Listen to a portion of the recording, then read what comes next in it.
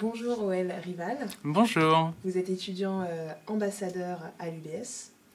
Alors, la vie associative à l'UBS est assez variée, assez diversifiée. Effectivement, une université a un petit peu moins de 10 000 étudiants. On est encore en dessous de cette barrière-là. Quasiment une trentaine d'associations, toutes diverses et variées, pour tous les goûts. Objets sportifs, culturels, artistiques. Certains ont des objets peut-être un petit peu plus politiques sans faire à proprement parler de la politique partisane. Donc oui, effectivement, il y a une très très grande diversité. Tout à fait. Alors si je suis étudiante à l'UBS et que je souhaite faire partie d'une association, concrètement, comment je m'y prends ? Eh bien, finalement, c'est assez simple. Et c'est ça peut-être la clé d'entrée dans les associations étudiantes, du moins à l'Université de Bretagne Sud.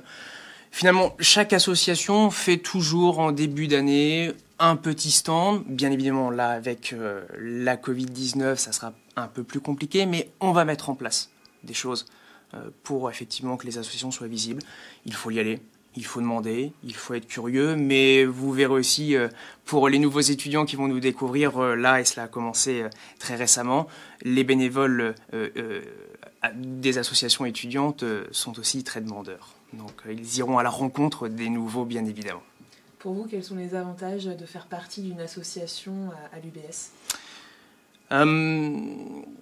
Beaucoup de personnes considèrent l'université comme un apprentissage où on y apprend tout. Mais effectivement, si on regarde d'un peu plus près les choses, on a effectivement un enseignement théorique qui peut être décliné dans certains formats pratiques, mais il reste toujours disciplinaire. Adhérer à une association étudiante, c'est aussi venir se confronter à la nécessité de développer de nouvelles compétences que, parfois, peut-être pas dans toutes les formations, mais parfois, on ne nous apprend pas. Et d'ailleurs, l'université n'a pas forcément vocation aussi strictement à nous enseigner cela. Quand on parle du fait d'être acteur et non pas simplement consommateur du service public universitaire français, ça peut passer par là. Il y a bien évidemment d'autres possibilités, mais adhérer à une association étudiante qui, par nature, par définition même, en tout cas pour moi, mais je pense qu'elle peut être partagée auprès de nombreux bénévoles chez nous à l'université, c'est une action faite collectivement pour autrui. Je crois qu'en temps de Covid-19, ça reste une très bonne solution.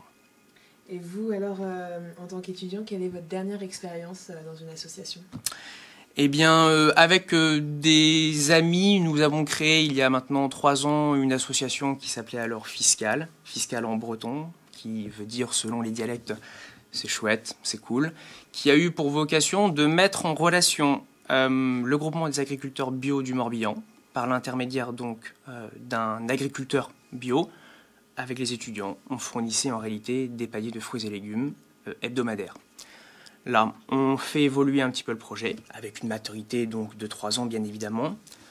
Nous lançons à partir de cette année la possibilité pour les étudiants de fréquenter non plus simplement, de plus simplement obtenir des paniers, mais aussi d'aller directement dans une vraie épicerie.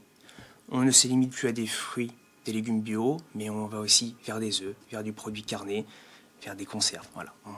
On ouvre un petit peu les possibilités pour les étudiants parce qu'il y a encore effectivement de la précarité. L'Université Bretagne Sud notamment fait beaucoup sur le volet, mais il y en a encore. Donc voilà le dernier projet pour ma part, mais pour d'autres collègues également.